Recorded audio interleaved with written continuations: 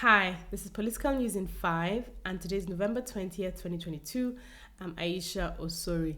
Now, I'm starting with Soludo on Obi. Last week, Governor Charles Soludo of Anambra published a scathing article about Peter Obi, the Labour presidential candidate. The article was in response to criticisms that Soludo had faced when he dismissed the investments that Peter Obi had made in Anambra State as worthless. Now, while the article was definitely too long and surprisingly infantile in some areas, there were at least 2 points that the Obi strategy team should pay attention to. The first is that Soludo admitted that Nigerians are exhausted with the status quo and not happy with the current trajectory of the country, and Peter Obi represents for them a difference from the norm, somebody who will change the status quo. Now, Obi should be careful to maintain this competitive advantage between now and the elections in February next year. He doesn't want to sound too much or look too much like the typical average politician. The second thing Soludo said was he was dismissive of Obi's chances, pointing out that it's very likely that one of the two major parties is going to win the elections. Now, yes, we know how hard it is to win elections in Nigeria, and it will be probably doubly hard for Labour Party as a marginal party to win, but it's not impossible. Now, while the Peter Obi strategy team don't have to go public with their strategy, one would like to think that there's an Excel spreadsheet somewhere with 2 to 3 solid people, names, numbers, contact details, who will be in each of the 176,846 polling units on election day protecting Obi's votes. Solid means they don't need to be mobilized with money, they cannot be bought, they'll stay loyal, they're people with a conscience. And of course, the other element of strategy is to make sure that Nigeria sees the highest voter turnout that we've ever seen since 1999. That will make a difference. Now, the second thing I want to talk about is the bromance between Wike and Obi.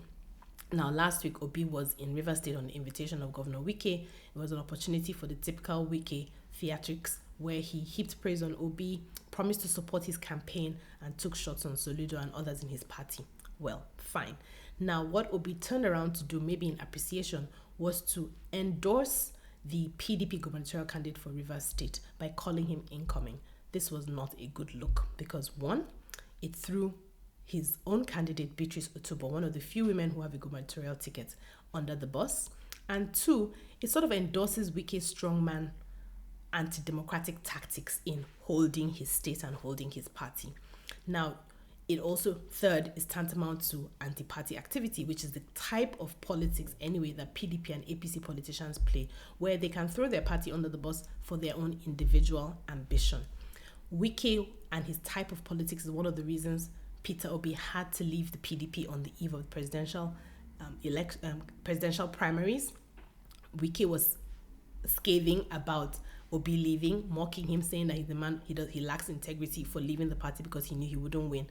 All these things should make it difficult for Peter Obi and Wike to be standing side by side. But of course, some will say no permanent enemies in politics. Politics is a game of number. Very fair. It's clear that both men are not sentimental. One of them wants to win, but hopefully not at all costs. The other person wants to stay relevant and punish his party. Fine. But what does that do to the Obi brand? And what does that do to the sense of comfort that he will actually be an agent for change if he wins through the typical political structures? The third thing I want to talk about is the stories that will not go away, and it's about Tinubu's health and his past. Last week, there were more revelations about his past that might lead to a a court case that determines whether he has perjured himself or not in his INEC form EC9.